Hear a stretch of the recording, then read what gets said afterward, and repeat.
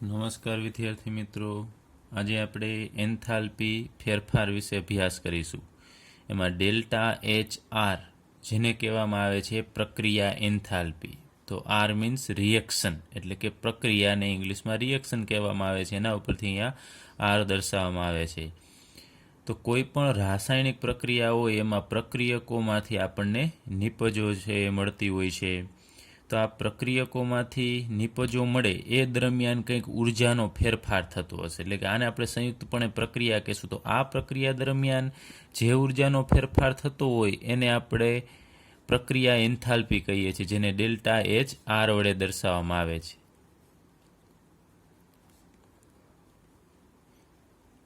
ટૂંકમાં all over આ પ્રક્રિયાને કેટલી ઉષ્માની જરૂર પડે છે કે કેટલી ઉષ્મા છે મુક્ત કરે છે, કેટલી ઉર્જા મુક્ત કરે છે, એનું મૂલ્ય છે એને આપણે પ્રક્રિયા એન્થાલ્પી કહીએ છીએ.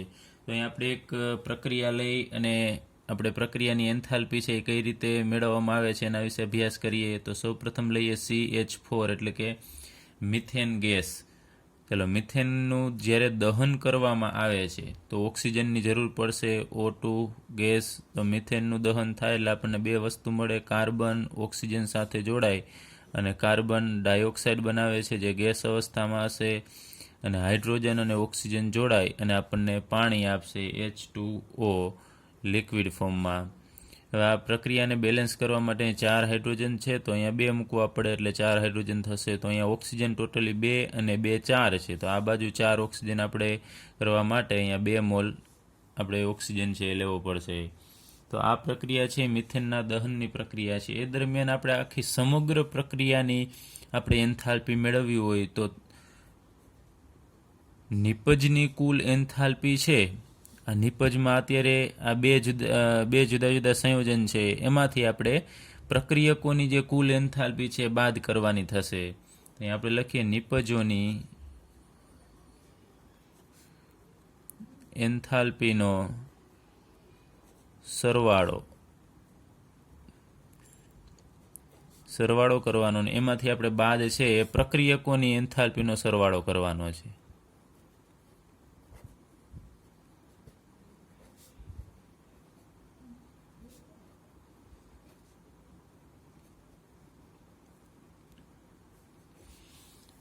હવે આપણે લઈએ કે આ પ્રક્રિયામાં પ્રક્રિયકોનો નિપજો એને બીજી રીતે ટૂંકમાં દર્શાવવું હોય તો આપણે આમ પણ દર્શાવી શકીએ છીએ, સમેશન એટલે કે સરવાળો.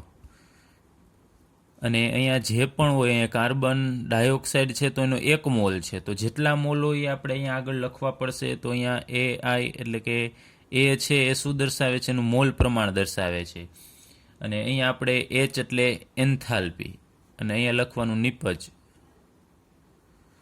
તો ટૂંકમાં કહે છે નિપજોની એન્થાલ્પી છે એનો આપણે સરવાળો કરવાનો, અને આગળ જે મોલ હોય એના વડે આપણે એને ગુણીશું. એમાંથી આપણે બાદ કરવાનો છે પ્રક્રિયકોની એન્થાલ્પી, એટલે સમેશન સરવાળો. એની લિમિટ છે આથી શરૂ કરી અને અહીંયા આપણે પ્રક્રિયકો છે એના મોલ પ્રમાણ જે હશે એમાંનો કે 2 મોલ છે તો આપણે એને B વડે દર્શાવીશું, એટલે BIH અને અહીંયા લખીશું પ્રક્રિયકો. ટૂંકમાં આપણે આ રીતે એને દર્શાવી શકાય. હવે આપણે આ સમીકરણ છે એ અહીંયા લાગુ પાડીએ તો અહીંયા નિપજ છે એ 2 છે, કાર્બન ડાયોક્સાઇડ અને પાણી. તો એનો આપણે સરવાળો કરવાની એની એન્થાલ્પીનો, તો અહીંયા HM લખું છું. તો જેમ આપણે આગળ ઉપર મોલર ગુણધર્મનો અભ્યાસ કર્યો એ મુજબ અહીંયા HM એટલે મોલર એન્થાલ્પી છે. આ 1 મોલ પદાર્થની એન્થાલ્પી એટલે મોલર એન્થાલ્પી. તો HM, તો આ એન્થાલ્પી છે એ કેની છે એ દર્શાવવા માટે આપણે કાર્બન ડાયોક્સાઇડની એન્થાલ્પી એ મૂકવાની હોય તો કાઉન્સમાં લખવું પડે કે કેની એન્થાલ્પી છે. તો લખીએ અહીંયા CO2 અને કઈ અવસ્થામાં છે એ લખવાનું, ગેસ અવસ્થામાં છે. તો આ કાર્બન ડાયોક્સાઇડની એન્થાલ્પી છે. ત્યારબાદ આપણે પ્લસ સરવાળો કરવાનો છે. અહીંયા આપણે કીધું છે કે A એટલે કે મોલ પ્રમાણ. તો અહીંયા કાર્બન ડાયોક્સાઇડમાં કંઈ નથી એટલે આપણે લખેલું નથી, પરંતુ અહીંયા 2 છે તો આપણે પહેલાં સૌપ્રથમ 2 લખવા પડશે, એટલે કે એની જગ્યાએ 2. અને અહીંયા HM એટલે મોલર એન્થાલ્પી કેની મૂકવાની છે, H2Oની. તો અહીંયા H2O અને કયા સ્વરૂપમાં છે, લિક્વિડ સ્વરૂપમાં. પછી અહીંયા પૂરું 2 જ પ્રક્રિયકો, 2 જ નિપજ છે, 3 હોત તો આપણે આ રીતે 3 લખે. પછી એમાંથી આપણે પ્રક્રિયકોની મોલર એન્થાલ્પી છે બાદ કરવાની છે, એટલે HM CH4 ગેસ અવસ્થામાં, એટલે આ મિથેનની મોલર એન્થાલ્પી છે દર્શાવે છે પ્લસ અહીંયા 2 મોલ ઓક્સિજન છે તો આપણે લખવાનું 2 મોલ HM અને કાઉન્સમાં અહીંયા O2 કે જે ગેસ અવસ્થામાં છે. એટલે હવે બીજું કાંઈ નથી કરવાનું. અહીંયા જે વેલ્યુ છે એની વેલ્યુ આપણને આપી દેવામાં આવે અને એ વેલ્યુ અહીંયા મૂકી અને આપણે આ પ્રક્રિયાની એન્થાલ્પી છે મેળવી શકીએ છીએ. તો અહીંયા એક આપણે લખીએ, આ HM દર્શાવીએ છીએ શું છે કે જ્યાં HM બરાબર મોલર એન્થાલ્પી છે.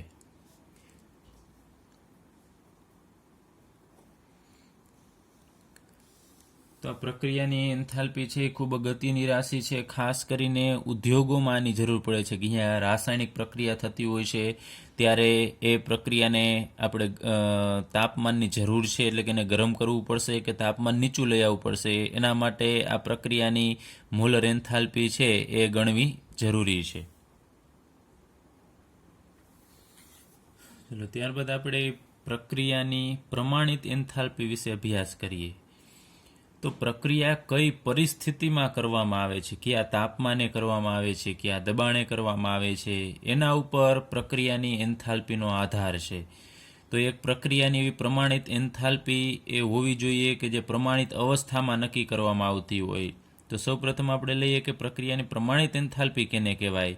તો માનો કે આ પ્રક્રિયા છે, આપણે જે મિથેનનું દહન દર્શાવેલું છે એમાં પ્રક્રિયાની પ્રમાણિત એન્થાલ્પી જ્યારે પ્રક્રિયામાં ભાગ લેતા બધા જ પદાર્થો, એટલે કે આ બધા જ પદાર્થો છે, મિથેન છે, ઓક્સિજન છે, બધા જ પદાર્થો તેમની પ્રમાણિત અવસ્થામાં હોય ત્યારે જે એન્થાલ્પીનો ફેરફાર મળશે એને આપણે પ્રક્રિયાની પ્રમાણિત એન્થાલ્પી કહીએ છીએ. ટૂંકમાં આપણે પ્રક્રિયામાં ભાગ લેતા બધા પદાર્થો છે એ પ્રમાણિત અવસ્થામાં હોવા જોઈએ. તો આપણને સવાલ થાય કે પ્રમાણિત અવસ્થા એટલે શું અને કેને પ્રમાણિત અવસ્થા કહેવાય. તો પદાર્થની પ્રમાણિત અવસ્થા છે એ નિશ્ચિત તાપમાને, અમુક નિશ્ચિત તાપમાન હશે અને 1 બાર દબાણે તેનું શુદ્ધ સ્વરૂપ છે. એટલે એના શુદ્ધ સ્વરૂપ છે એ 1 બાર દબાણે અને કયા તાપમાને છે એ એની પ્રમાણિત પ્રક્રિયાની જે તે પદાર્થની પ્રમાણિત એન્થાલ્પી થશે. તો જેમ કે આપણે લઈએ પ્રવાહી ઇથેનોલ. તો પ્રવાહી ઇથેનોલ છે એ 298 કેલ્વિન તાપમાન, એટલે આપણે કીધું નિશ્ચિત તાપમાન, તો અહીંયા એના માટે 298 કેલ્વિન તાપમાન છે અને દબાણ 1 બાર છે. 1 બાર દબાણે એનું શુદ્ધ સ્વરૂપ છે કે પ્રવાહી ઇથેનોલ છે એનું શુદ્ધ સ્વરૂપ 298 કેલ્વિન અને 1 બાર દબાણે છે. તો શુદ્ધ પ્રવાહી ઇથેનોલ હોય છે. તો ટૂંકમાં આટલા તાપમાન અને આટલા બાર દબાણે ઇથેનોલ છે શુદ્ધ પ્રવાહી સ્વરૂપે હશે તો એ કન્ડિશન છે એની પ્રમાણિત અવસ્થા થશે. એવી રીતે જુદા જુદા પદાર્થની પ્રમાણિત અવસ્થા જુદી જુદી હોય. જેમ કે આપણે લઈએ ઘન આયર્ન, એટલે કે લોખંડની વાત કરે છે Fe, એની પ્રમાણિત અવસ્થા છે 500 કેલ્વિન તાપમાન છે. 500 કેલ્વિન તાપમાન અને 1 બાર દબાણ. તો 500 કેલ્વિન તાપમાન અને 1 બાર દબાણે એ એના શુદ્ધ સ્વરૂપમાં હોય છે.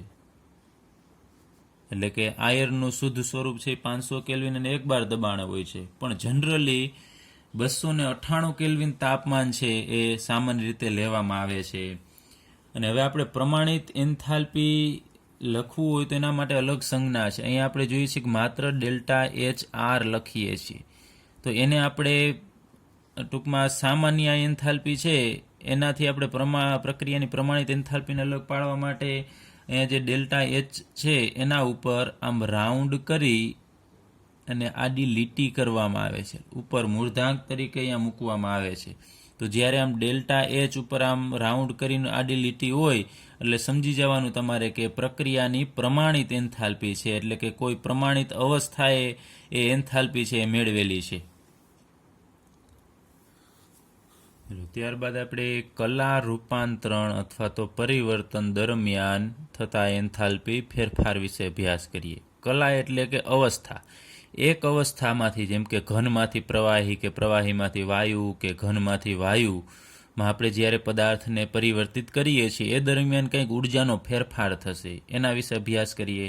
તો સૌપ્રથમ પ્રમાણિત ગલન એન્થાલ્પી. તો અહીંયા આપણે ઘન પદાર્થ છે એને પ્રવાહીમાં કન્વર્ટ કરવાનો છે. એટલે ઘન કલામાંથી પ્રવાહી કલામાં આપણે એને કન્વર્ટ કરવું છે. તો અહીં આપણે ઉદાહરણ લઈએ H2O, એટલે કે પાણી કે જે સોલિડ અવસ્થામાં હશે. તો H2O તો એ સોલિડ અવસ્થામાં હોય તો આપણે એને બરફ કહીએ છીએ. અને અહીંયા 1 મોલ લીધેલો છે, તમે જુઓ છો H2O આગળ આપણે કાંઈ નથી લખેલું એટલે એ 1 મોલ કહેવાય. તો 1 મોલ બરફ છે એને આપણે પીગાળવો છે. પીગાળવું એટલે ગલન. તો આપણે ગલન કરવા માટે કંઈક એને ઉર્જાની જરૂર પડશે. શું કરશે? વાતાવરણમાંથી એ ઉષ્મા છે એ મેળવશે. તો વાતાવરણની ઉષ્મા છે મેળવે છે અને એ H2O સોલિડમાંથી પાછો H2O લિક્વિડ થશે, એટલે કે પાણી બની જશે, પ્રવાહી અવસ્થામાં આવશે. તો 1 મોલ ઘન પદાર્થ છે, આ બરફ છે ઘન પદાર્થ છે. તો 1 મોલ ઘન પદાર્થ છે એ એની પ્રમાણિત અવસ્થામાં અત્યારે આપણે લીધેલો છે, લેવાનો છે. આપણે આગળ પર વાત કરી કે પ્રમાણિત અવસ્થા કેને કહેવાય? જે તેનું શુદ્ધ સ્વરૂપ જે તાપમાન અને દબાણ હોય એને એની પ્રમાણિત અવસ્થા કહેશું. તો 1 મોલ ઘન પદાર્થ કે જેની પ્રમાણિત અવસ્થામાં છે એને ગલન થવું છે, એટલે કે પીગળવું છે. તો આને આપણે ગલન પ્રોસેસ કહેશું અથવા તો પીગળવું. એ ગલન થાય, પીગળે એ દરમિયાન જે એન્થાલ્પીનો ફેરફાર થશે એને આપણે પ્રમાણિત ગલન એન્થાલ્પી કહેશું. હવે ગલનને ઇંગ્લિશમાં ફ્યુઝન કહેવામાં આવે છે. તો એના ઉપરથી FUS અહીંયા લખવામાં આવે છે. FUS એટલે ફ્યુઝન, ગુજરાતીમાં કહેશું ગલન. અને પ્રમાણિત અવસ્થા આપણે લીધેલી છે, તો અહીંયા ઉપર આમ રાઉન્ડ કરી અને આડી લીટી કરવાની થશે. તો આ પ્રક્રિયા માટે ઉર્જા 6.0 કિલો જૂલ પ્રતિ મોલ જેટલી જરૂર પડે છે. એટલે કે બરફને પીગળવા માટે તમને ખબર છે ઉષ્માની જરૂર પડે તો જ એ બરફ પીગળશે. ભલે આપણે એને ગરમ નથી કરતા, એની મેળાએ પણ તમે બહાર રાખશો તો એની મેળાએ પણ પીગળવા લાગે છે. તો એની મેળાએ પીગળે છે તો એ વાતાવરણની ઉષ્મા છે એ બરફ મેળવી લેશે. તો એને ઉષ્માની જરૂર પડશે. એટલે અહીંયા તમે જુઓ છો ઉષ્માનું શોષણ કરે છે, એટલે અહીંયા પ્લસ નિશાની આવે, અથવા કંઈ ન દર્શાવો એટલે પ્લસ જ કહેવાય. પછી જો પાણીને તમારે બરફમાં કન્વર્ટ એનાથી રિવર્સ કરવું હોય તો તમારે એ પાણીની અંદર જે ઉષ્મા એને શોષણ કરેલી છે બરફે જે તે સમયે, એ ઉષ્મા પાછી બહાર કાઢવી પડે.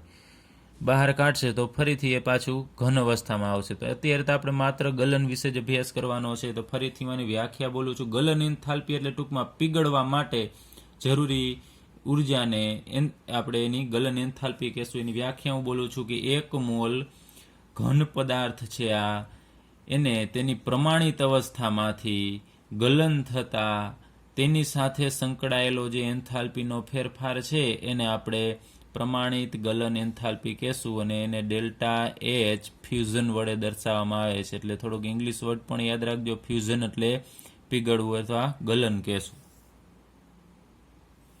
ને આપણે પ્રમાણિત લીધેલું છે તો અહીંયા ઉપર તમારે Hની ઉપર રાઉન્ડ કરી અને આડી લીટી દર્શાવવી પડશે.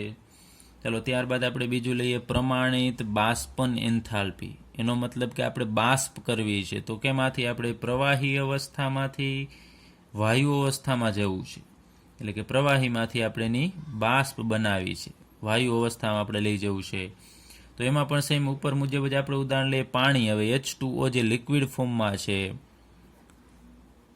અહીંયા પાણી પ્રવાહી અવસ્થામાં છે, એનો પણ આપણે 1 મોલ લેવાનો અને પ્રમાણિત અવસ્થામાં લેવાનું.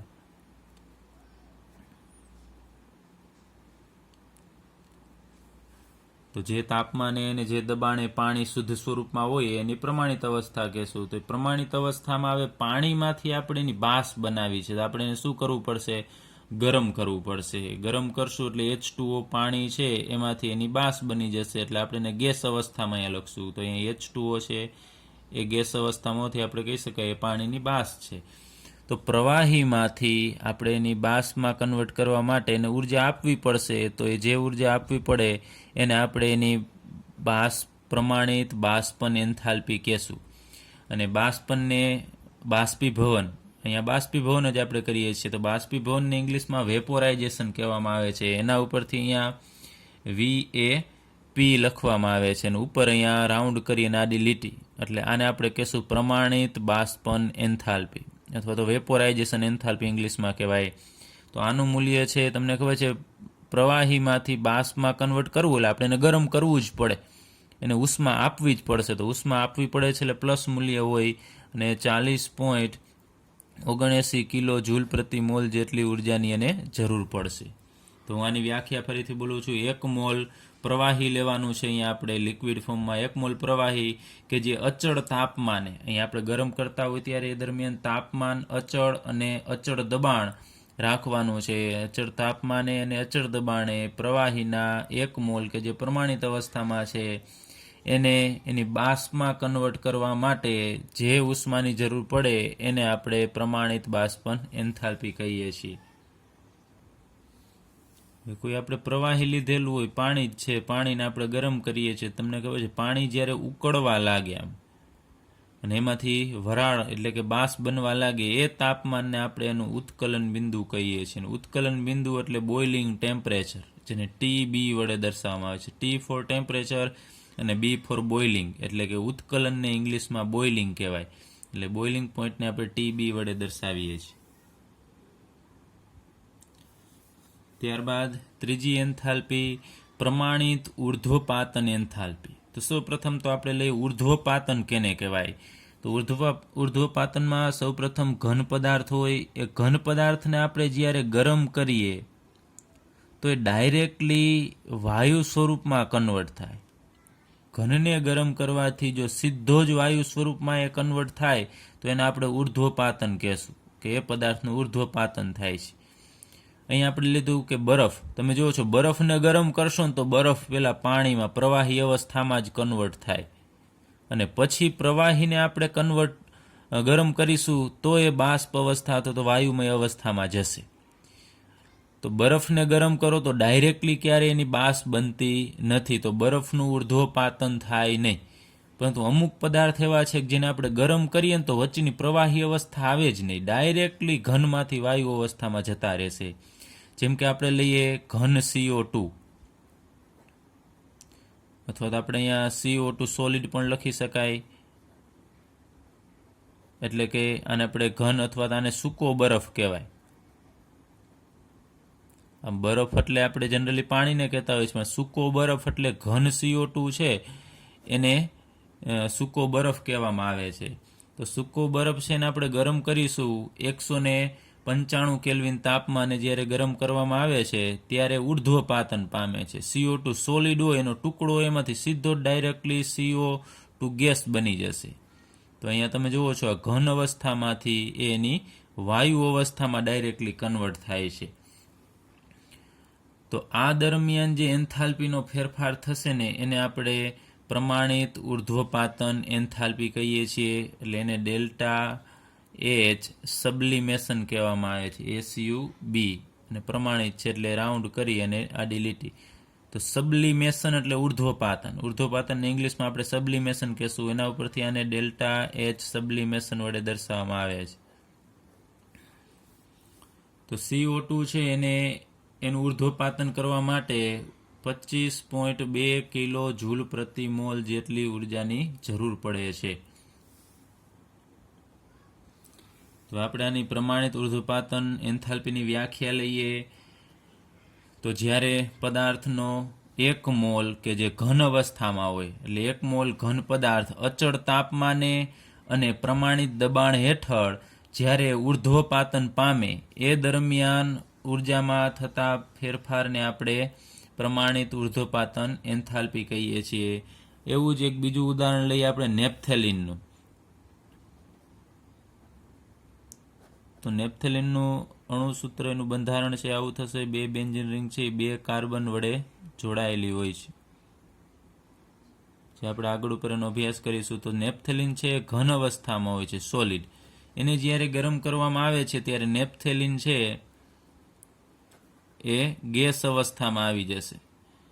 તો આને પણ આપણે ડેલ્ટા H સબ્લિમેશન કહેશું. એ દરમિયાન ઉર્જામાં થતા ફેરફારને પ્રમાણિત ઉર્ધ્વપાતન એન્થાલ્પી કહીએ છીએ. અને આના કરતાં ધીમેથી CO2 કરતાં ધીમેથી ઉર્ધ્વપાતન પામે છે. ઝડપથી ગેસ અવસ્થામાં આવતું નથી, વાર લાગે છે, તેને વધારે ઉર્જાની જરૂર પડશે. એ 73 કિલો જૂલ પ્રતિ મોલ જેટલી ઉર્જાની જરૂર પડશે. પ્રતિ મોલ એટલે અહીંયા 1 મોલ પદાર્થને બાષ્પ અવસ્થામાં કન્વર્ટ થવા માટે જરૂર પડતી ઉર્જાને આપણે કિલો જૂલ પ્રતિ મોલ કહીએ છીએ. એ જ રીતે કપૂર છે, એ કપૂર પણ ઉર્ધ્વપાતન પામે છે.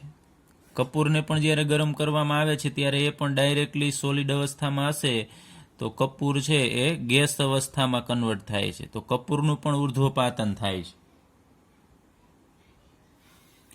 હવે એન્થાલ્પી ફેરફાર ડેલ્ટા એચની માત્રા છે એ કેના ઉપર આધાર રાખશે? તમે જુઓ છો અમુકનું ડેલ્ટા એચનું મૂલ્ય વધારે છે, અમુકનું ઓછું આવે છે. તો ડેલ્ટા એચની માત્રા છે એ પદાર્થની અંદર રહેલા આંતરાણવીય પારસ્પરિક ક્રિયાના બળ ઉપર આધાર રાખે છે, એટલે કે એની પ્રબળતા ઉપર, એની વચ્ચે કેવા બળ બને છે. એનું આપણે ઉદાહરણ લઈએ તો પાણી સૌપ્રથમ લઈએ, H2O. તો કોઈ પાત્રની અંદર જ્યારે પાણી ભરેલું હોય તો પાણીના અણુ હશે બે H2O ના, એની વચ્ચે હાઇડ્રોજન બંધ બને છે. તો હાઇડ્રોજન બંધ થોડો મજબૂત હોય છે વાન ડર વાલ્સ આકર્ષણ બળને એના કરતાં. અને બીજા પાત્રની અંદર આપણે લઈએ કે એસિટોન ભરેલો છે. એસિટોન એટલે CH3COCH3, અને આપણે એસિટોન કહીએ છીએ. એવા માનો કે ઘણા બધા અસંખ્ય અણુ હશે, એમાંથી માત્ર હું 2 જ દર્શાવું છું. તો આ એસિટોનનું પાત્ર ભરેલું હોય એમાં એસિટોનના અણુ વચ્ચે કોઈ હાઇડ્રોજન બંધ બનતો નથી. તો એની વચ્ચે દ્વિધ્રુવ આકર્ષણ બળ હશે આમાં.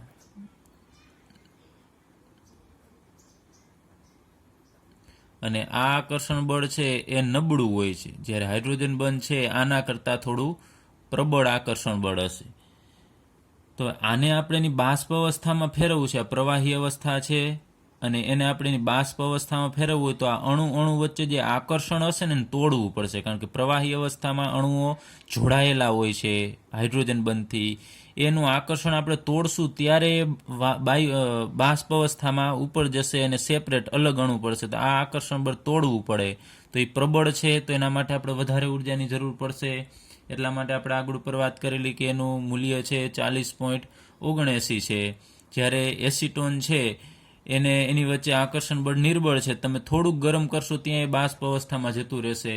તો એના માટે એની બાષ્પાયન એન્થાલ્પી છે એનું મૂલ્ય છે માત્ર 29.1 કિલો જૂલ પ્રતિ મોલ જેટલું છે. જ્યારે અહીંયા આપણે આગળ વાત કરી એમ 40.79 કિલો જૂલ પ્રતિ મોલ છે.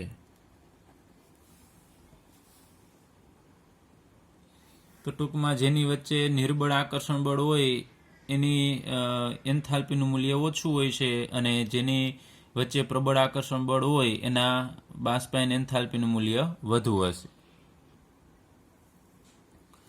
ચલો ત્યારબાદ આપણે પાઠ્યપુસ્તકનો કોયડો 6.7 ગણીએ, જેની રકમ છે કે એક તરવૈયો પુલમાંથી બહાર આવે છે, એટલે પાણીમાંથી તરી અને બહાર આવે છે ત્યારે તેનું શરીર પાણીની ફિલ્મથી ઢંકાયેલ છે. મતલબ કે એના શરીર ઉપર પાણી છે એ બાજેલું છે, જેનું વજન, એટલે એના શરીર ઉપર જેટલું પાણી છે એનું વજન કેટલું છે તો 18 ગ્રામ છે.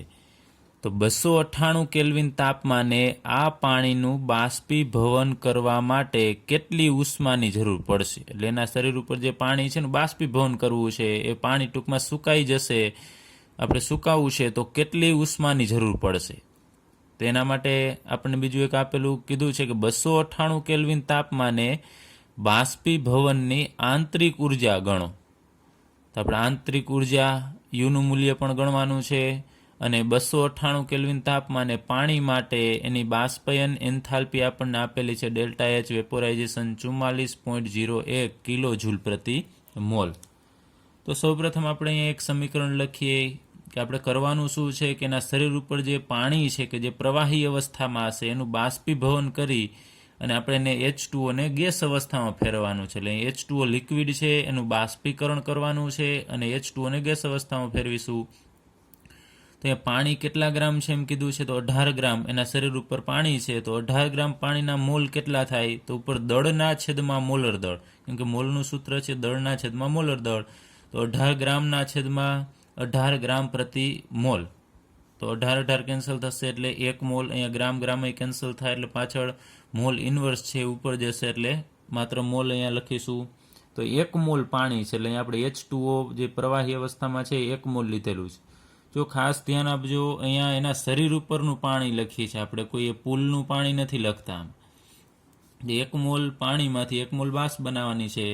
તો 298 કેલ્વિન તાપમાને પાણીને બાષ્પીકૃત એટલે કે બાષ્પીભવન કરવા માટે આપેલ ઉષ્મા, તો અહીંયા તમે જુઓ છો પાણી માટે 298 કેલ્વિન તાપમાને એની વેપોરાઇઝેશન એન્થાલ્પી કેટલી છે 44.01 કિલો જૂલ પ્રતિ મોલ, એટલે કે 1 મોલ માટેની ઉર્જા છે. તો આપણે અહીંયા પાણીના જેટલા મોલ લીધેલા હોય એટલા અહીંયા ગુણવા પડે. તો અહીંયા n ગુણ્યા ડેલ્ટા એચ વેપોરાઇઝેશન, તો અહીંયા 1 મોલ જ છે એટલે તો આપણે એને 1 મોલ ગુણ્યા 44.01 કરીશું એટલે વેલ્યુ એના એ જ આવશે 44.01 કિલો જૂલ. હવે મોલ કેન્સલ થશે કારણ કે 1 મોલ આવે છે અને કિલો જૂલ પ્રતિ મોલ, તો પ્રતિ મોલ છેદમાં કહેવાય અને આ અંશમાં કહેવાય એટલે મોલ કેન્સલ થશે, તો પાછળ માત્ર કિલો જૂલ જ વધશે. ત્યારબાદ આપણી પાસે સૂત્ર છે delta H is equal to delta U plus delta NG RT. એમાં અહીં આપણે વીએપી એટલે વેપોરાઇઝેશન લખેલું છે કે બાષ્પીભવન કરવા માટેની ઉર્જા અને એના માટેની આની આંતરિક ઉર્જા છે. તો આપણે મેળવવું છે આંતરિક ઉર્જા, તો આંતરિક ઉર્જાને કરતા બનાવીએ ડેલ્ટા યુ વેપોરાઇઝેશન બરાબર ડેલ્ટા એચ વેપોરાઇઝેશનમાંથી આપણે ડેલ્ટા એનજી આરટી બાદ કરવું પડશે. તો આપણે જરૂર પડશે ડેલ્ટા એનજીની, એટલે કે વાયુમય નિપજના કુલ મોલમાંથી આપણે પ્રક્રિયકના વાયુમય કુલ મોલ બાદ કરવાના છે. તો ડેલ્ટા એનજી બરાબર એનપી માઇનસ એનઆર. તો એનપી એટલે પ્રોડક્ટ, એટલે કે નિપજના વાયુમય મોલમાંથી આપણે પ્રક્રિયકના વાયુમય મોલ બાદ કરીએ. આપણે ઉપર પ્રક્રિયામાં જોઈ શકીએ છીએ કે નિપજના વાયુમય મોલ છે, કારણ કે નિપજ છે વાયુ અવસ્થામાં છે, એનો 1 મોલ છે તો આપણે 1 મોલ લખીશું, પરંતુ પ્રક્રિયક છે એ લિક્વિડ ફોર્મમાં છે, પ્રવાહી અવસ્થામાં છે, તો એના વાયુમય મોલ કહેવાય જ નહીં કારણ કે પ્રવાહી છે, એટલે આપણે એના મોલ છે 0 લેશું. તો આ સૂત્રની અંદર આપણે કિંમત મૂકીએ તો 1 માઇનસ 0 થશે એટલે આપણને 1 મળશે. તો ડેલ્ટા એનજીનું મૂલ્ય 1 મોલ. હવે આપણું ઉપરનું આ જે સૂત્ર છે ડેલ્ટા યુ વેપોરાઇઝેશન, એની અંદર આપણે કિંમત મૂકીએ. ડેલ્ટા એચની જગ્યાએ આપણને આપેલું છે રકમમાં 44, આપણે આ લેવાનું છે જે ગણતરી કરેલું છે 44.01 કિલો જૂલ, એમાંથી આપણે બાદ કરીશું એટલે અહીંયા માઇનસ લખેલું છે. પછી ડેલ્ટા એનજીની વેલ્યુ 1 મોલ, તો અહીંયા 1 મોલ હોય, મોલ લખવું હોય તો લખી શકાય. પછી અહીંયા આરની વેલ્યુ છે આપણે જૂલમાં લેવાની છે કારણ કે અહીંયા પણ આપેલી છે, તો 8.314 જૂલ થાય છે, પરંતુ અહીંયા કિલો જૂલ છે તો એને આપણે કિલો જૂલમાં કન્વર્ટ કરવું પડે. તો કિલોમાં કન્વર્ટ કરવા માટે એને 10 ઉપર -3 ઘાત વડે ગુણવું પડે. તો એમાં ડાયરેક્ટલી 8.314 ગુણ્યા 10 ઉપર -3 ઘાત કિલો જૂલ પ્રતિ કેલ્વિન પ્રતિ મોલ લીધેલું છે. અને ટેમ્પરેચર અહીંયા ટી લેવાનું થશે, ટી પણ આપણને રકમમાં આપેલું છે 298 કેલ્વિન. હવે આપણે આ બધાનો ગુણાકાર કરીશું તો આપણને 2.48 મળે છે અને કિલો જૂલ મળશે. આ કેલ્વિન આ ઇન્વર્સ છે એટલે છેદમાં કહેવાય ને આ અંશમાં છે એટલે કેલ્વિન ઉડી જશે. પછી અહીંયા 1 આપણે જોયું છે ડેલ્ટા એનજી 1 મોલ છે, તો અહીંયા મોલ લખવાનું હોય પણ મેં દર્શાવેલું નથી, તો એ મોલ અંશમાં છે ને આ મોલ છેદમાં છે, એ કેન્સલ થશે, તો પાછળ માત્ર વધશે કિલો જૂલ. હવે 44.01 માંથી આપણે બાદ કરીએ એટલે આપણને 41.53 કિલો જૂલ મળશે. ચલો ત્યારબાદ પાઠ્યપુસ્તકનો કોયડો 6.8 ગણીએ, જેની રકમ છે કે પાણીની બાષ્પને સંપૂર્ણ વાયુ ગણી, એટલે કે પાણીની બાષ્પ છે ને આપણે સંપૂર્ણપણે વાયુ જ ગણવાનો છે. તો 1 મોલ પાણી કે જે 100 ડિગ્રી સેલ્સિયસ તાપમાન અને 1 બાર દબાણે છે, આપણી પાસે 1 મોલ પાણી છે કે જેનું તાપમાન છે 100 ડિગ્રી સેલ્સિયસ તાપમાન છે અને 1 બાર દબાણે છે, તો તેને આપણે 0 ડિગ્રી સેલ્સિયસ તાપમાને બરફમાં રૂપાંતર પામે ત્યારે થતો આંતરિક ઉર્જાનો ફેરફાર ગણવાનો છે. ખાસ સમજો અહીંયા શું કહેવા માંગે છે, 1 મોલ પાણી છે જેનું તાપમાન 100 ડિગ્રી સેલ્સિયસ તાપમાન અને 1 બાર દબાણ છે, એટલે ઉકળતું પાણી છે ટૂંકમાં, એને આપણે 0 ડિગ્રી સેલ્સિયસ તાપમાને બરફમાં રૂપાંતર કરવું છે. તો ત્યારે કંઈક ઉર્જાનો ફેરફાર થશે એ ગણવાનું છે, એટલે કે આંતરિક ઉર્જામાં થતો ફેરફાર ગણીશું. તેના માટે આપણને આપેલું છે બરફની ગલન એન્થાલ્પી, એટલે કે બરફને પીગળવા માટે કેટલી ઉર્જાની જરૂર પડશે, તો 6 કિલો જૂલ પ્રતિ મોલ જેટલી જરૂર પડશે. અને પાણીની ઉષ્મા ક્ષમતા આપેલી છે 4.2 જૂલ પ્રતિ ગ્રામ પ્રતિ ડિગ્રી સેલ્સિયસ છે. ઉષ્મા ક્ષમતા એટલે પદાર્થનું તાપમાન 1 ડિગ્રી સેલ્સિયસ વધારવા માટે આપવી પડતી ઉષ્મા, એને આપણે ઉષ્મા ક્ષમતા કહીએ છીએ. તો સૌપ્રથમ આપણે બે તબક્કા લખીએ કે અહીંયા શું કરવાનું છે. 1 મોલ પાણી કે જે 100 ડિગ્રી સેલ્સિયસ તાપમાને છે, તો બે તબક્કા અહીંયા આપણે લખીએ. એમાં 1 મોલ પાણી કે જે 100 ડિગ્રી સેલ્સિયસ તાપમાને રહેલું છે એને લઈએ. 1 મોલ H2O કે જે લિક્વિડ ફોર્મમાં 100 ડિગ્રી સેલ્સિયસ તાપમાન, એને કન્વર્ટ આપણે કેમાં કરવાનું છે? 1 મોલ H2O કે જે લિક્વિડ સ્વરૂપમાં 0 ડિગ્રી સેલ્સિયસ તાપમાન. હવે આપણને સામાન્ય રીતે એમ જ થાય કે 0 ડિગ્રી સેલ્સિયસ હોય એટલે બરફ જ હોય. એવું નથી. 0 ડિગ્રી સેલ્સિયસ તાપમાને પ્રવાહી અને ઘન અવસ્થા એની વચ્ચે સંતુલન સ્થપાયેલું હશે. એટલે પહેલાં 100 ડિગ્રી સેલ્સિયસ વાળું પ્રવાહી છે, અહીંયા લિક્વિડ એટલે પ્રવાહી, એમાંથી આપણે 0 ડિગ્રી સેલ્સિયસ વાળા પ્રવાહીમાં એટલે કે પાણીમાં જ કન્વર્ટ કરીશું. તે દરમિયાન કંઈક ઉર્જાનો ફેરફાર થશે, એને આપણે ડેલ્ટા H1 વડે દર્શાવીશું. પછી એ 0 ડિગ્રી સેલ્સિયસ વાળું પાણી છે એ 0 ડિગ્રી સેલ્સિયસે બરફમાં કન્વર્ટ થાય છે, એટલે કે પછી એ લિક્વિડ છે એ સોલિડમાં કન્વર્ટ થતું હોય છે. એટલે બે તબક્કામાં અહીંયા પહેલાં ફરીથી 100 ડિગ્રી સેલ્સિયસ વાળું પ્રવાહી પાણી એ 0 ડિગ્રી સેલ્સિયસ વાળા પ્રવાહી પાણીની અંદર કન્વર્ટ થશે. એ દરમિયાન ઉર્જામાં થતા ફેરફારને આપણે ડેલ્ટા H1 કહેશું. પછી બીજા તબક્કામાં અહીંયા જે 0 ડિગ્રી સેલ્સિયસ વાળું પાણી છે એ પછી 0 ડિગ્રી સેલ્સિયસ વાળા બરફમાં કન્વર્ટ થશે, એટલે કે ઘન બરફ અહીંયા બને છે. એ દરમિયાન એન્થાલ્પીમાં થતા ફેરફારને આપણે ડેલ્ટા H2 કહેશું. તો કુલ અહીંયાથી અહીંયા સુધી એટલે કે 100 ડિગ્રી સેલ્સિયસ વાળા પાણીમાંથી 0 ડિગ્રી સેલ્સિયસ વાળા બરફ એ બને એ દરમિયાન ઉર્જામાં થતો ફેરફાર આ બંનેના સરવાળા જેટલો હશે, એટલે કે delta H1 plus delta H2 કરશો તો કુલ એન્થાલ્પી ફેરફાર આપણને ડેલ્ટા H મળશે. તો આના ઉપરથી આપણે એન્થાલ્પી ફેરફાર મેળવીશું અને પછી એના ઉપરથી આંતરિક ઉર્જા છે એ મેળવીશું. હવે આપણે આ બંને તબક્કાની જે એન્થાલ્પી છે ડેલ્ટા H1 ને ડેલ્ટા H2 એ આપણે મેળવવાનું થશે ને પછી આપણે એનો સરવાળો કરીશું. તો એ તબક્કા 1 પરથી એટલે પહેલું સ્ટેપ છે એના ઉપરથી આપણે ડેલ્ટા H1 ગણવાનું છે. તો ડેલ્ટા H1 બરાબર Q, જે આપણે આગળ અભ્યાસ કરી ગયા છે કે ઉષ્મા છે એના બરાબર જ ડેલ્ટા H થશે, અને Q બરાબર C ડેલ્ટા T થાય છે, કે જ્યાં C છે એ ઉષ્મા ક્ષમતા અથવા તો ઉષ્મા ધારિતા છે. આ સૂત્ર યાદ રાખજો, ડેલ્ટા H બરાબર Q થાય ને Q બરાબર C ઇન્ટુ ડેલ્ટા T થશે. હવે C એટલે ઉષ્મા ધારિતા, એની જગ્યાએ આપણે વિશિષ્ટ ઉષ્મા ક્ષમતા છે મૂકી શકાય. તો સ્મોલ c આ દર્શાવે છે એ વિશિષ્ટ ઉષ્મા ક્ષમતા, એટલે 1 ગ્રામ પદાર્થ લીધેલો હોય એનું તાપમાન 1 ડિગ્રી સેલ્સિયસ વધારવા માટે આપવી પડતી ઉર્જા. પરંતુ આપણે અહીંયા 1 ગ્રામ નથી લીધેલો, 1 મોલ એટલે કેટલા ગ્રામ થશે? 1 મોલ પાણી એટલે 18 ગ્રામ પાણી થશે. તો અહીંયા આપણે એનું દળ લેવું પડે, એટલે c ની જગ્યાએ આપણે અહીંયા સ્મોલ m ગુણ્યા c, કે જ્યાં c છે વિશિષ્ટ ઉષ્મા ક્ષમતા છે અને m એટલે દ્રાવ્યનું દળ છે. તો આપણે m એટલે અહીંયા 18 મૂકીશું. 18 શા માટે મૂકીશું? કારણ કે આપણે 1 મોલ પાણી છે લીધેલું છે. ત્યારબાદ અહીંયા C એટલે ઉષ્મા ક્ષમતા એ આપણને આપી દીધું છે 4.2 જૂલ પ્રતિ ગ્રામ પ્રતિ ડિગ્રી સેલ્સિયસ. એને ગુણ્યા ડેલ્ટા T એટલે તાપમાનમાં ફેરફાર. તો આ તબક્કા દરમિયાન કેટલો તાપમાનમાં ફેરફાર થાય છે? તો 0 ડિગ્રી સેલ્સિયસ છે અને અહીંયા 100. તો 0 માંથી આપણે 100 છે બાદ કરીશું તો -100 મળશે આપણને. તો આપણે અહીંયા -100 ડિગ્રી સેલ્સિયસ લખીશું. હવે આનું સાદરૂપ આપીશું આપણે, એટલે માઇનસ હોવાથી આપણને -7560 જૂલ પ્રતિ મોલ મળશે. ગ્રામ ગ્રામ કેન્સલ થશે, ડિગ્રી સેલ્સિયસ કેન્સલ થશે, અને જૂલ છે અને 18 ગ્રામ છે એટલે પ્રતિ મોલ કહેવાય, એટલે જૂલ પ્રતિ મોલ.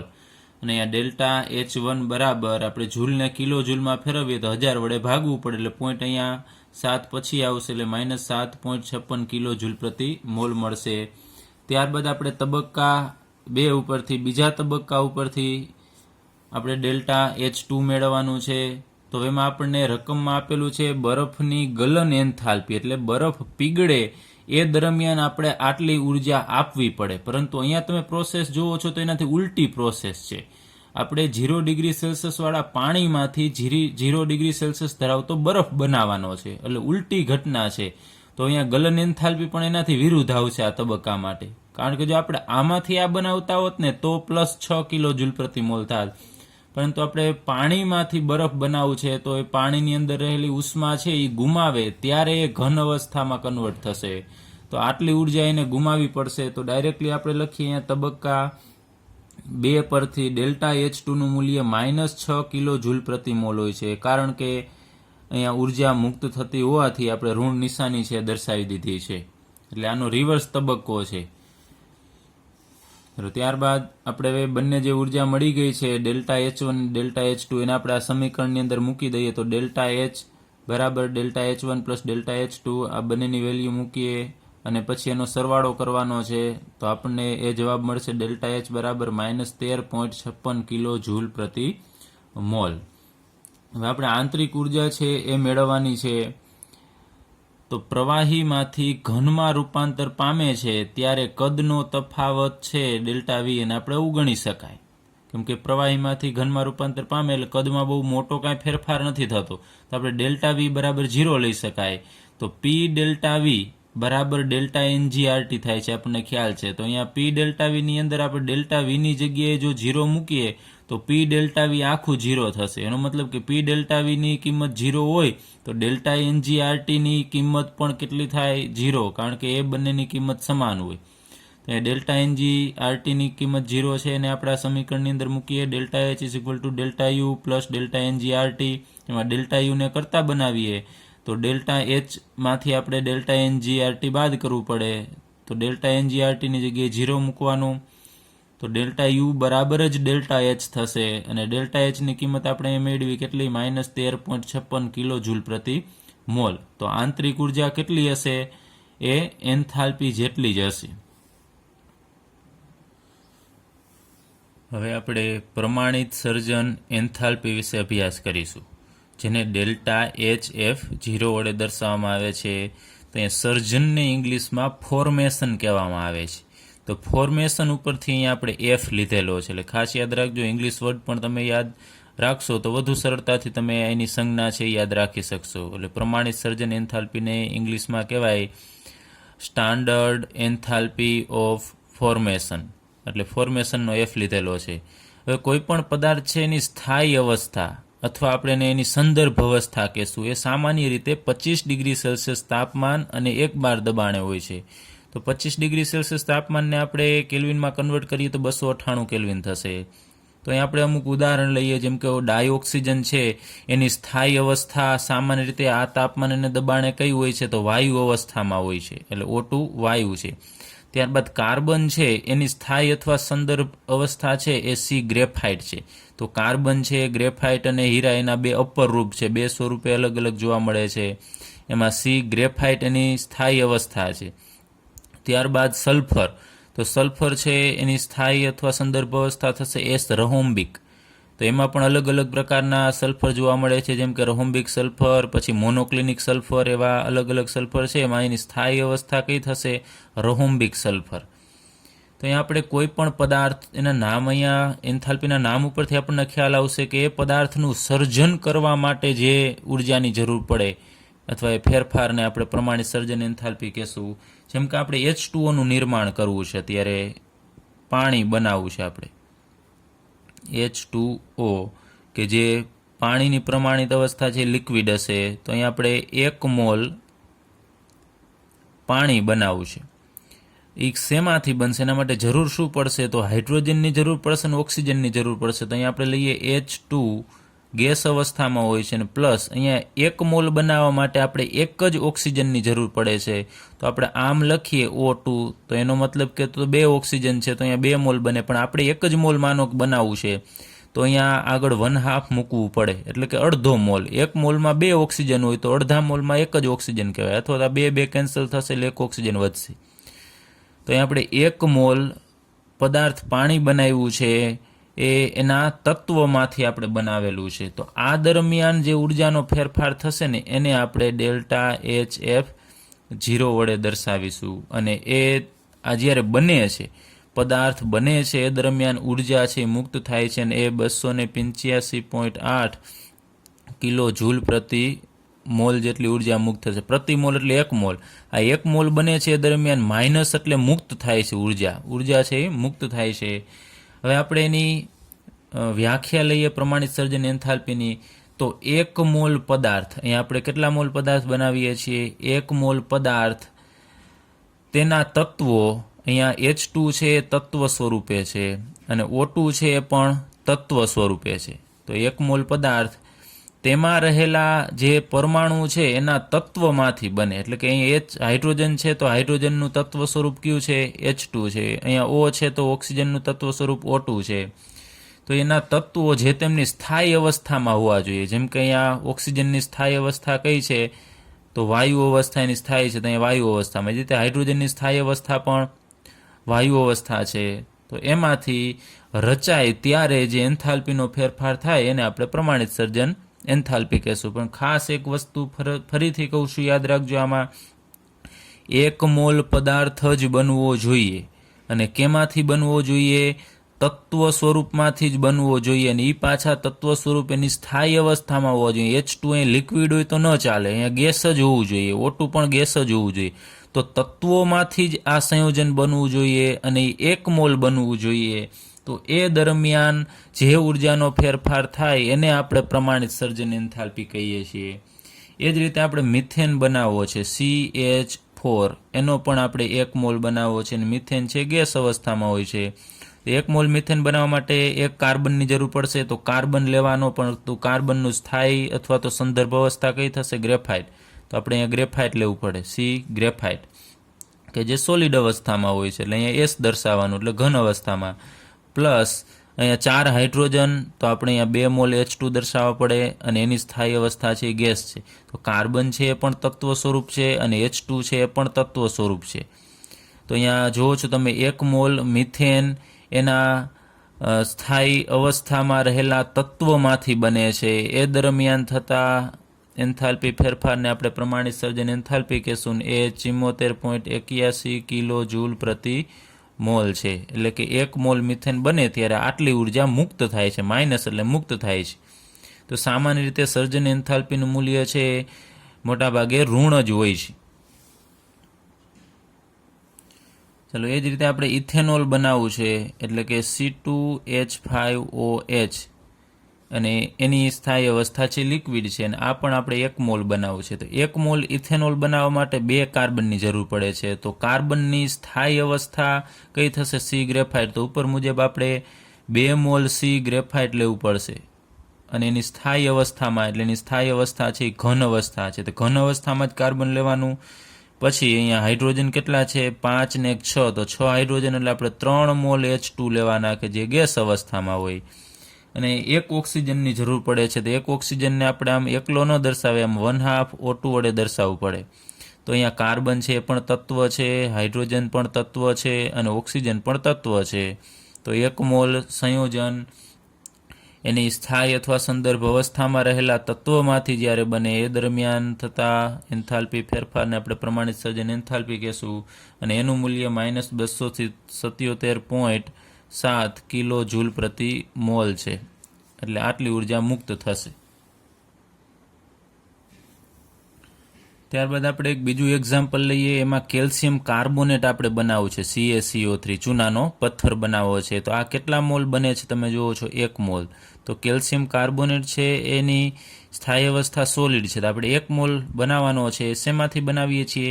CaO એટલે કેલ્શિયમ ઓક્સાઇડ અને કાર્બન ડાયોક્સાઇડ. એ બંને, કાર્બન ડાયોક્સાઇડ એની પ્રમાણિત અવસ્થામાં છે, ગેસ અવસ્થામાં છે. તો આ બંને ભેગા થઈ અને 1 મોલ CaCO3 બને છે. એ દરમિયાન ઉર્જાનો ફેરફાર છે એ ઉર્જા મુક્ત થાય છે -178.3 કિલો જૂલ પ્રતિ મોલ. પરંતુ આ પ્રક્રિયાની જે આપણને અહીંયા ઉર્જા મળે છે ને એને આપણે સર્જન એન્થાલ્પી કહી શકાય નહીં. શા માટે સર્જન એન્થાલ્પી ન કહી શકાય?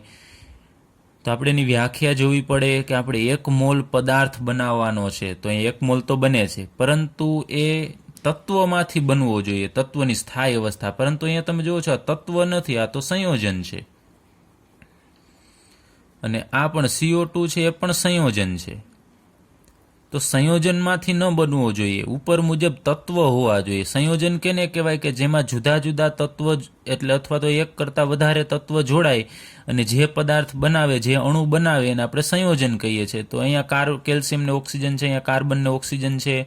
તો આ સંયોજન થશે, તત્વ ન કહેવાય. તત્વ કેને કહેવાય? કાર્બન, હાઇડ્રોજન, ઓક્સિજન એ બધા તત્વ છે. તો ફરીથી આપણે લખીએ તત્વ કેને કહેવાય? તો અહીંયા લખું છું O2 છે, H2 છે, N2 છે, C, પછી સલ્ફર હોય તો સલ્ફર, ફોસ્ફરસ, આ બધા તત્વ થશે. એ જ રીતે હિલિયમ એકલો હોય તો એ તત્વ કહેવાય, નિયોન છે એકલો હોય તે તત્વ.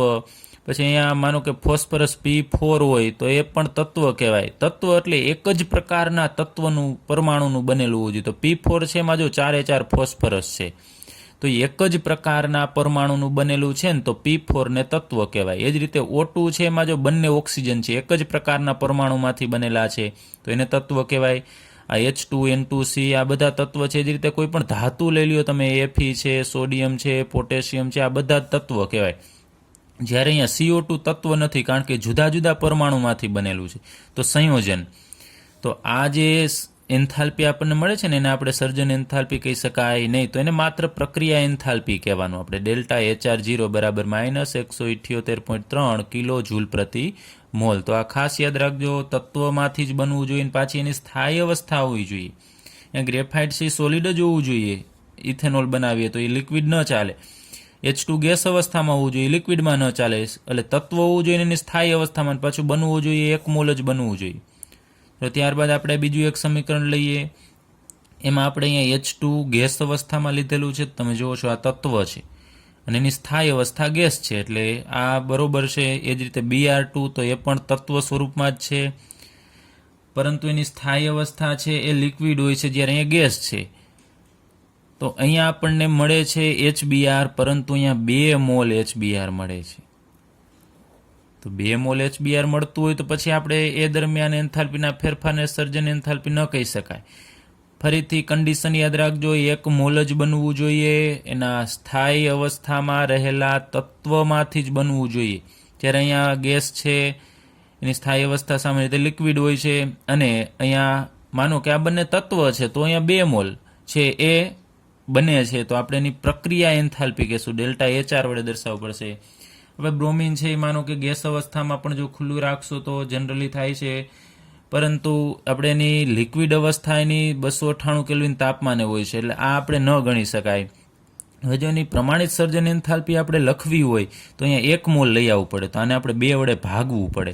તો ઉપરના આ જે સમીકરણ છે એને 2 વડે ભાગતા, એટલે આ ઉપરનું સમીકરણ છે ને એને 2 વડે ભાગવાનું છે. તો અહીંયા આપણે 1 હોય તો 1/2 H2 ગેસ પ્લસ અહીંયા પણ આપણે આખા ભાગો તો આખા સમીકરણને ભાગવું પડે, અને Br2 છે લિક્વિડ ફોર્મમાં લઈ આવવું પડે, કેમ કે એની તત્વ સ્વરૂપ છે, એની સ્થાયી અવસ્થા લિક્વિડ હોય છે. અને અહીંયા તમે 2 વડે ભાગશો તો 1 મોલ HBr વધશે અને એની ગેસ અવસ્થામાં હશે. તો અહીંયા જે ઉર્જા છે ને એન્થાલ્પીનો ફેરફાર, એને પણ 2 વડે આપણે ભાગવું પડે. તો એને 2 વડે ભાગશો તો આપણને મૂલ્ય મળશે -36.41 કિલો જૂલ પ્રતિ મોલ મળશે. તો હવે જે આ મૂલ્ય મળ્યું ને એને આપણે સર્જન એન્થાલ્પી કહી શકાય, ડેલ્ટા HF0, કારણ કે અહીંયા 1 મોલ છે અને આ બંને તત્વો અને એની સ્થાયી અવસ્થામાં છે. જ્યારે ઉપરની એન્થાલ્પીને આપણે સર્જન એન્થાલ્પી ન કહી શકાય. તો બીજી રીતે કેવું હોય તો કહી શકાય કે ડેલ્ટા HR0 બરાબર શું થશે? 2 ડેલ્ટા HF0 થશે. એટલે કે અહીંયા 2 મોલની સંયુક્તપણે ભેગી છે, તો આપણે 1 બનાવવું હોય ડેલ્ટા HF0, માનો કે તો આને કરતાં બનાવીએ તો શું થશે? ડેલ્ટા HF0 બરાબર ડેલ્ટા HR0/2. તો આ જે એન્થાલ્પી છે ને આપણે 2 વડે ભાગશું એટલે આપણને સર્જન એન્થાલ્પી છે મળી જશે. ટૂંકમાં અહીંયા માનો કે 3 મોલ હોય તો 3 વડે ભાગવું પડે, પણ અહીંયા ગમે તેમ કરી અને 1 મોલ છે લઈ આવવું પડે. હવે એક બીજી વસ્તુ કે કોઈ પણ તત્વ હોય એની સૌથી સ્થાયી અવસ્થામાં હોય,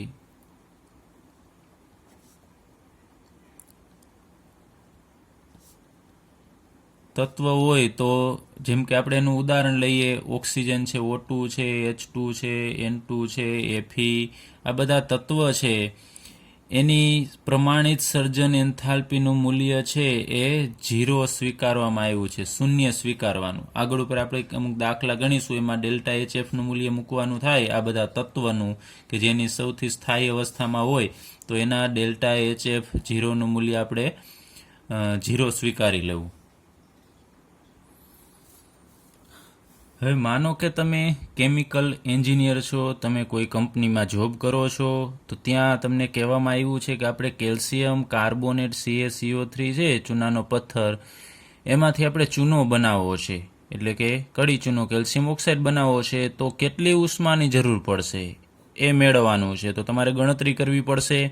તો સૌપ્રથમ આપણે કેલ્શિયમ કાર્બોનેટ છે CaCO3 કે જે સોલિડ અવસ્થામાં ઘન અવસ્થામાં હોય એને જ્યારે ગરમ કરવામાં આવે છે, એનું વિઘટન થશે તો CaO બનશે. એટલે Ca આ CO3માંથી એક ઓક્સિજન મેળવી અને CaOમાં કન્વર્ટ થશે અને પ્લસ CO3માંથી એક ઓક્સિજન નીકળી જશે તો CO2 મળશે કે જે ગેસ અવસ્થામાં હશે, કાર્બન ડાયોક્સાઇડ.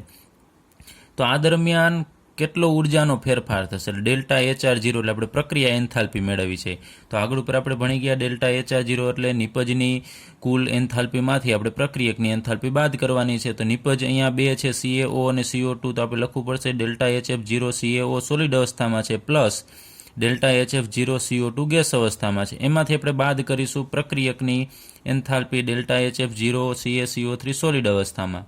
હવે આ બધી વેલ્યુ છે આપણી પાસે હોય, કોષ્ટકમાં તમને આપેલી છે પાઠ્યપુસ્તકમાં, અને જો તમને દાખલો પૂછશે કોઈ પણ ગણતરી કરવાની તો તમને એની વેલ્યુ આપી પણ દેશે. CaCO ની સર્જન એન્થાલ્પીનું મૂલ્ય છે -635.1 કિલો જૂલ પ્રતિ મોલ અને CO2ની સર્જન એન્થાલ્પીનું મૂલ્ય -393.5 કિલો જૂલ પ્રતિ મોલ છે. પછી માઇનસના માઇનસ, અને આનું મૂલ્ય છે એ પણ માઇનસમાં છે, એટલે ખાસ જોજો આ માઇનસ તો બાદબાકીની છે અને આ એની સર્જન એન્થાલ્પીનું મૂલ્ય માઇનસ છે એની નિશાની છે -1206.9 કિલો જૂલ પ્રતિ મોલ. આનું તમે સાદુરૂપ આપશો એટલે આપણને જવાબ મળશે 178.3 કિલો જૂલ પ્રતિ મોલ. તો આ મૂલ્ય આપણને પ્લસ મળે છે. તો પ્લસ મળે છે એનો મતલબ કે આ પ્રક્રિયા ઉષ્મા શોષક છે. પ્લસ છે મૂલ્ય એટલે આપણે એને ઉષ્મા આપવી પડશે. તો આટલી ઉષ્મા આપવી પડે. તો આપણે કહી શકાય કે ડેલ્ટા Hનું મૂલ્ય આપણને પ્લસ મળે તો એ પ્રક્રિયા છે ઉષ્મા શોષક પ્રક્રિયા હશે.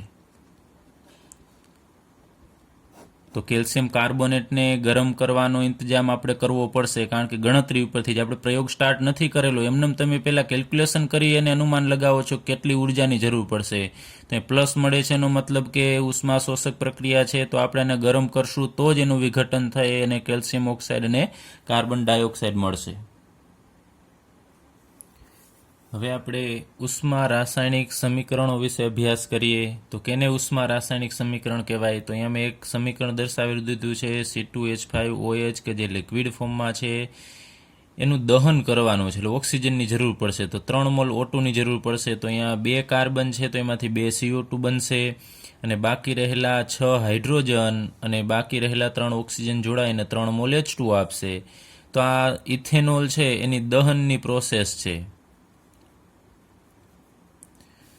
તો ઇથેનનું દહન થાય એટલે એ દરમિયાન ઉષ્મા છે મુક્ત થાય છે. તમને ખ્યાલ છે આપણે કોઈ પણ બળતણ, કેરોસીન, પેટ્રોલ, ડીઝલ કે કોઈ પણ લાકડું છે સળગાવીએ છીએ ત્યારે ઉષ્મા ઉત્પન્ન થાય છે, ગરમી ઉત્પન્ન થાય છે. તો આ પણ દહનની પ્રોસેસ છે, તે દરમિયાન ઉષ્મા ઉત્પન્ન થાય છે એટલે અહીંયા માઇનસ નિશાની આવે છે.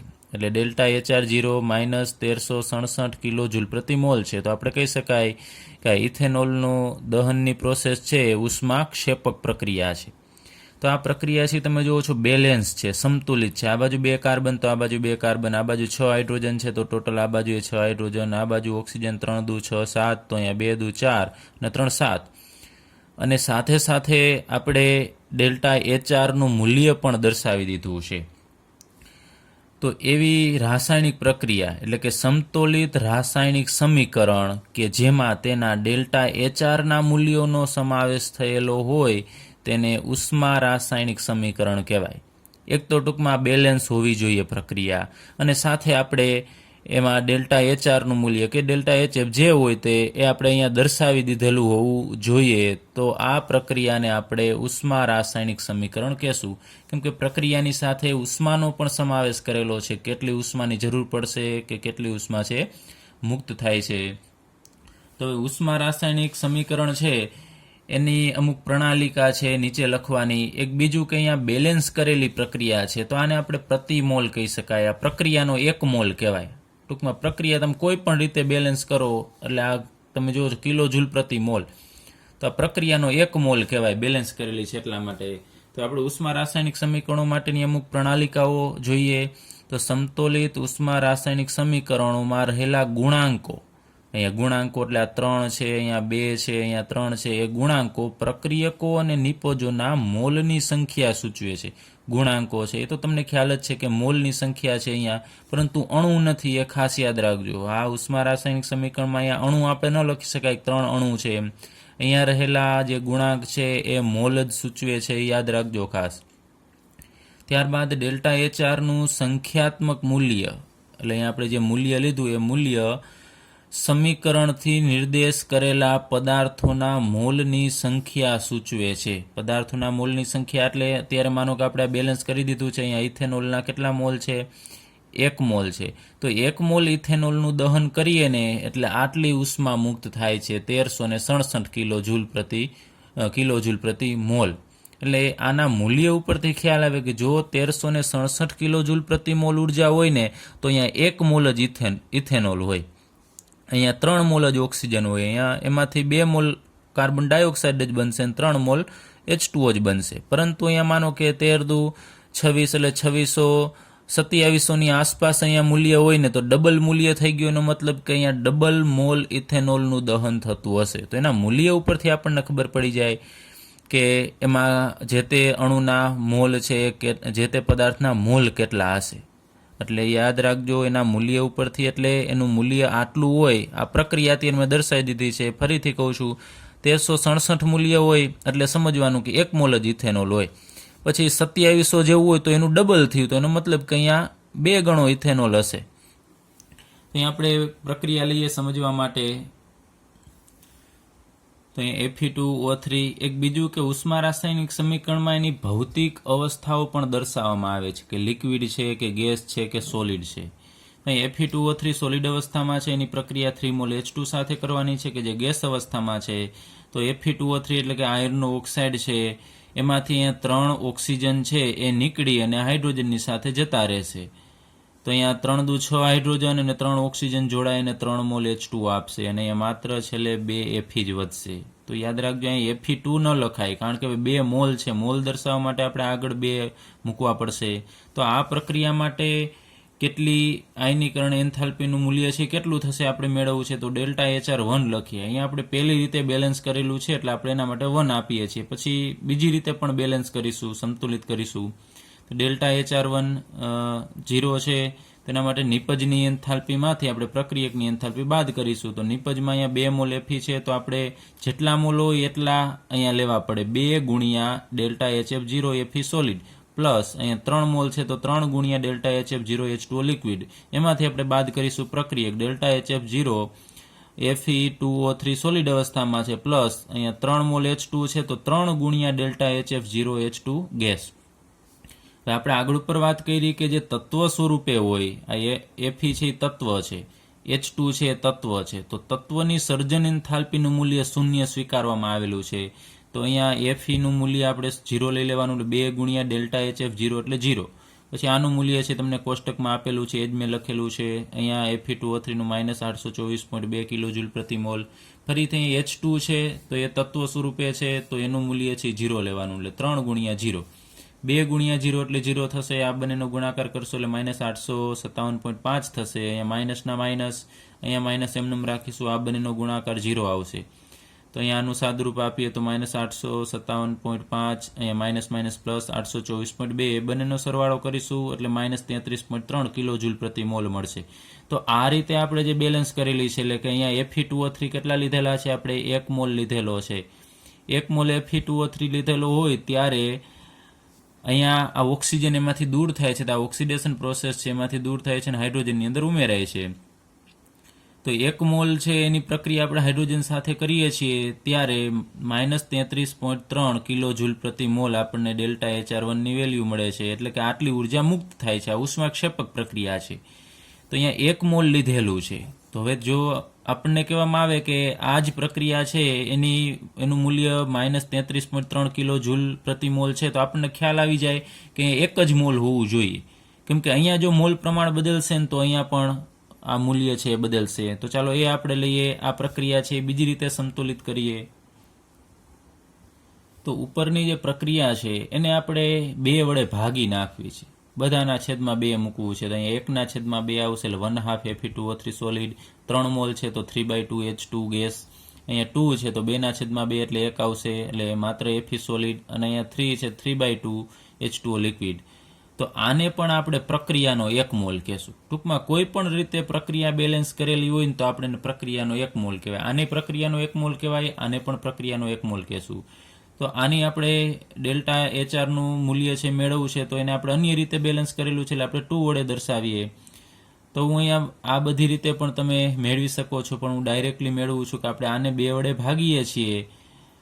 આ સમીકરણને 2 વડે ભાગો તો એના મૂલ્યને પણ 2 વડે ભાગવાથી એ જે સમીકરણ મળશે ને એને એન્થાલ્પીનું આપણને મૂલ્ય મળશે. તો ડેલ્ટા HR02 છે એનું મૂલ્ય છે એ આ મૂલ્ય છે ડેલ્ટા HR10 એનું અડધું હશે, કારણ કે આને 2 વડે ભાગો છો તેના મૂલ્યને પણ 2 વડે ભાગવાનું.